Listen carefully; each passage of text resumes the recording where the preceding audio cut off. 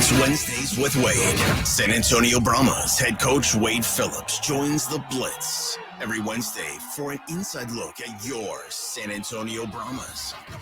Now, here's the Blitz with Wade Phillips.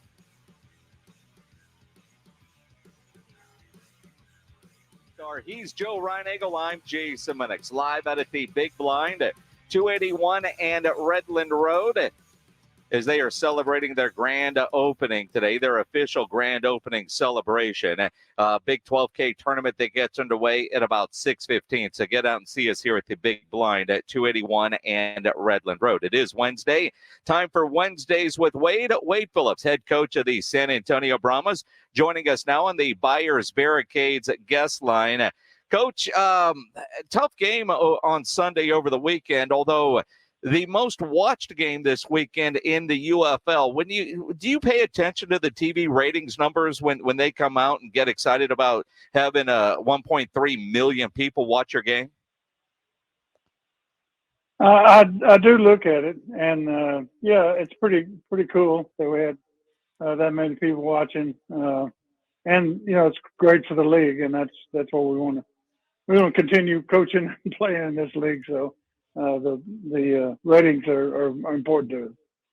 Well, Coach, when you look at just what's happening on the field, and I'm not talking about last week in particular, but the entire season, and this is really an exciting brand of football that we're watching. And I think a lot of people think spring league it's going to be inferior, but it's not. It's some fun football to watch, and I think we're seeing it in the ratings. Yeah, I think the amazing thing is you see very few turnovers in a game. You see field goal kickers are the percentages are higher than the NFL. I mean, so there's a lot of good things. Plus the level of football, I think the fans recognize it's a good level of football. Coach, tough game, and obviously DC has proven over the last couple of years that is a tough place to go in and get a win as the visiting team. Couple of opportunities early that the Brahmas weren't able to cash in on, and then they go for a 99-yard drive. And as I'm watching that, all I could think of is, boy, Wade is not going to want to talk about his defense allowing a 99-yard touchdown drive. What happened on that drive, Coach? Well, we didn't score on 4th and 1, number one. I think that was really the big turnaround in the game was right there. We lost by 6 points. We had a chance to get 6 points. We didn't, and then we gave up 6 points on a long drive. The rest of the game obviously was pretty even or actually in our favor. So it's a shame we couldn't make 1 yard when we made 200 yards rushing. But that's what happened. Wade, but gosh, you've been around football long enough to know that, I mean, sometimes or is it at this simple? You tell me, where sometimes it's just not your day and things just don't necessarily go your way, whether you're not playing well or the ball bounces funny. Is that kind of what happened on Sunday? Well, all the games are close. I think every game, it's pretty much it's close in this league. So you have to make the plays you need to make, and we didn't do that. As well as this team has started to run the football, and John Lovett's the leading rusher in the UFL, when you're looking at a 4th and goal from the 1 yard line, knowing how good your defense has been, knowing how much you guys go for it on 4th down, is it because your defense is so good that allows you to be that much more aggressive offensively by going for it on 4th down? Well, I think everybody would go for it on 4th and 1 in that situation. Early in the ball game, if you don't make it, you don't expect them to go 99 yards, and you don't expect it to be a 6-point difference. But that's the way it turned out. But we missed a block we shouldn't have, and that really ended up costing us. But Wade, football's such an emotional game. When you don't make a 4th and 1 like that with such a promising drive, does it take a little steam out of the players? Do you notice that? Certainly. I think the plays in the game, players evaluate or really just they're into the game so much that you got to make sure that those kind of things don't make you higher or lower in certain situations, especially lower. Emotions are a big part of the game also, and we talk about controlling our emotions. Uh, you know, especially if we don't make something or if they make something on us, you have to go to the next play, and our guys, we got to keep getting them to do that. Wade Phillips joining us here on the Blitz for Wednesdays with Wade as we talk to the head coach of the San Antonio Brahmas. Coach, I go back to the beginning of this season when you were putting the team together, the staff. Thought we were going to see a lot more passing. Yet you got a running back in John Lovett that leads the league in rushing, 23 carries, 153 yards, league record in that game against DC. The fact that you guys have become a little bit more ground and pound than maybe a lot of us expected, is that just a byproduct of the personnel and trying to play to your strengths? Yeah, you have to play to, your players, what your players can do. Our offensive line is really strong in the running game and really strong overall, but especially in the running game. And we've got a running back, like I say, that can really, and he's a good pass receiver out of the backfield, but he's an outstanding player. You have to get him the ball. So, it very seldom happens, but it happened to us that you rush for 200 yards and you don't win. So, let's keep rushing for 200 yards and see what happens the rest of the year. Because now we need some play action off of those things. I think will help us a lot. So, and we're going to try to implement that more into our offense now that we've established 200-yard rushing 2 games in a row. Then we need to go with a little more play action pass rather than the straight drop back pass all the time.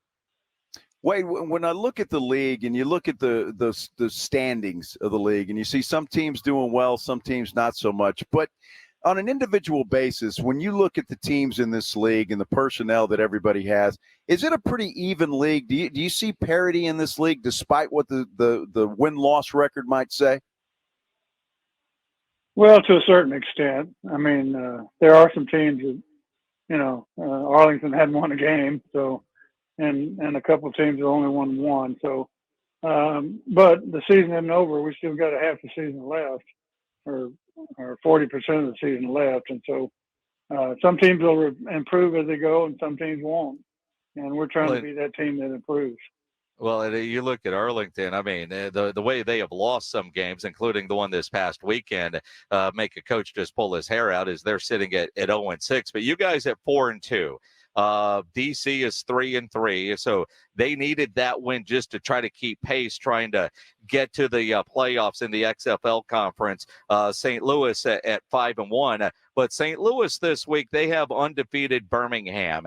Are we at the point of the season, Coach, that you're watching the game's a little bit different, maybe doing a little scoreboard watching, like, you look at that game on Saturday, St. Louis and Birmingham, knowing on Sunday you have Houston, and Houston right now at 1-5, and you guys are heavily favored in that.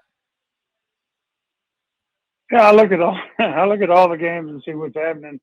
Some of it just evaluate their personnel to see how they're doing and how they're doing, why they're doing good or why they're not doing well. But every game from now on is the biggest game of the year. We control our own destiny. All our players know that.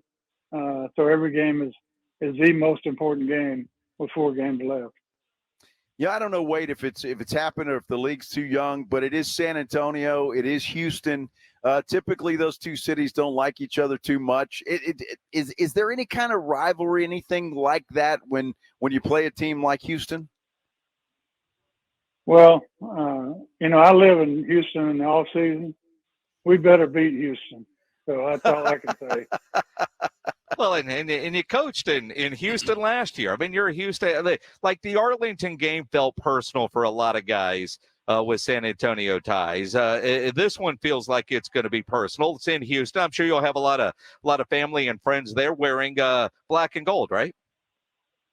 You bet. I have a lot, and I'm also giving away a lot of tickets. If season ticket holders want to come, I'm giving away 4 tickets to anybody who wants to come. So Well, wait a minute. From our season ticket that's holders. news you're breaking there, It's not Coach. like everybody has your phone number, Coach. So how do people listening right now take you up on that offer? Well, I think they get it. I don't know who they get a hold of. I guess Kerwin, I have to tell you that. But I want the Brahmas fans to show up for the ball game. And what a great place to play when you're going up to Rice. It's going to be a great atmosphere up in Houston.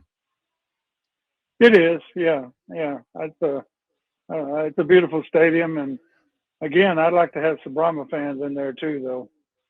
All right, Brahma fans, you're listening to Coach Wade Phillips. He's going to take care of your tickets. We'll figure out all the logistics on how people can claim those. We'll work with the front office people and put that out on Twitter to make sure. And that stadium's got a few seats. So, I mean, you can give away a whole lot of tickets as long as they don't charge you for them, right?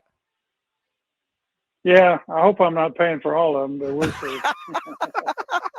Well, what I love, Coach, looking at you, and seriously, whether it's personal to anybody, it's personal to you. I love the fact that you're going to Houston. You want to make sure that you ride out of town on a winning note. There, I love that fire from you, Coach.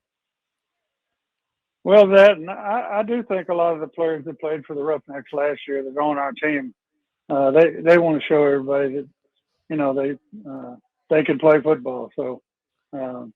Because actually, I was fired from Houston, so that's the way I feel about it. They fired you, right? You got to go get this one. In all seriousness, though, I mean, you look at Houston and their record. Next week, May 19th, you guys are finally back in the Alamo Dome, and we want to pack the Alamo Dome as well. Buy your tickets for that game at theufl.com. Coach will take care of you this weekend on the road if you're going to road trip. But you've got Arlington, then you've got Birmingham, which right now is undefeated, and then at St. Louis to close out the year. I know this is personal in some ways, but also looking at the win-loss record of Houston, you guys can't afford to have a game this week like last week where you're a little slow out of the gate, right? No, we need to play well, and if you just look at practice this week, I have a good feeling about that. We really practice well. Guys are focused. They've got a lot of energy, so we expect to play well. Coach, that's interesting. As I hear coaches say that practice, what is it you're looking at that now? Obviously, the focus and the energy, but are they just crisp with the plays that you're running in practice, or how do you know that practice is going well? It's really the details and what they're doing, and smaller details about how they're if they're lined up right, correctly, and if the receiver splits are the right amount, the running back at the right depth, offensive line splits are right, defensively the same thing. Their alignment has got to be correct first, and then the little things as far as their technique's concerned, we try to harp on that as coaching wise, but you can tell by the players if they're really into it, and I think they are. Coach Wade Phillips from the San Antonio Brahmas joining us here on the Blitz. Again, you guys last week run for 209 yards, but Quentin Dormandy, 16 of 26, 79 yards, a touchdown, but did have that interception. Are you surprised knowing the offense the way it's supposed to be? You did put the ball in the air 26 times, but only 79 yards through the air? Yeah, I'm disappointed in that, but that's we beat DC the first game, 27-12, and we really just outplayed them in that game. This game was obviously a lot closer, and especially like I say, the turnaround early in the game, of not scoring 6 points and them getting 6 points was really the difference in the game. Back to the focus, Coach, if I can. Do you notice your team or any team that you've coached, the focus is a little bit better coming off of a loss sometimes than maybe coming off of a win? Well, Coach Bryant said coming off a win, you ought to really get on your team. and coming off a loss, you don't need to get on them as much because they feel the loss and they want to try to do better. So, but we get on them anyway when they lose. Well, and again, the cameras took us into the locker room at halftime. You're getting on them pretty good there at halftime. Well, I didn't think, and it was a close game. It was 6-3 at the half. I just didn't feel like we were playing well enough at halftime. It turned out that way. Do you like having the cameras in there at halftime? No, I don't care. Yeah. I mean, if it's better for our league, then that's fine with me. So I think more access is what they want, and that's okay with me. So the cameras at halftime are okay, but you certainly don't seem a fan of the on-field interviews when the game is going on. Well, the one interview where the guy really questioned what we were doing, I don't like a guy second guessing me right before, when I'm making a decision and telling me that I don't know that you can actually go for it on 4th and 12 instead of kicking off. Well, I know that. So that's what I was disgusted with was telling me the situation when I already know what it was. And I made the decision. It turned out the right decision, certainly in that ball game. Well, that's the best way to handle it. Yep. If some knucklehead says something dumb, you just show them that you're right all along. So that's perfect, Coach. You handled it well. Absolutely. Now, when you look at the way the offense, Quentin's played well, but last week, not a lot of yards. Last week, after we got done with the interview, about an hour after that, we found out that you guys added another quarterback to your roster. What's the status there, and are you going to add anybody later that we could actually have the breaking news here right now on the Blitz? Well, actually, we added a running back or a kick returner named Puka Williams from Kansas, and we've added him to our team. He's a good player, but he's also a tremendous returner. So, we've had some guys out as far as returns, and we expect him to come in and maybe help us in that area. Have things settled down a little bit, Coach, as far as the injury situation goes? Yeah, we've got all three starters in the secondary back this week, and so that's now Darius Phillips, who's an outstanding corner, is still going to be out this week. But we've got three guys that didn't play last week are going to be able to play this week in the secondary, and I think that'll make a big difference for us. Well, good deal. 2:00 at kickoff on ESPN television. The Brahmas on the road against the Houston Roughnecks. One more road game before you finally get back in the Alamo Dome. Go down there and beat the crap out of that Houston team for us, Coach. We're going to try to do that, that's for sure.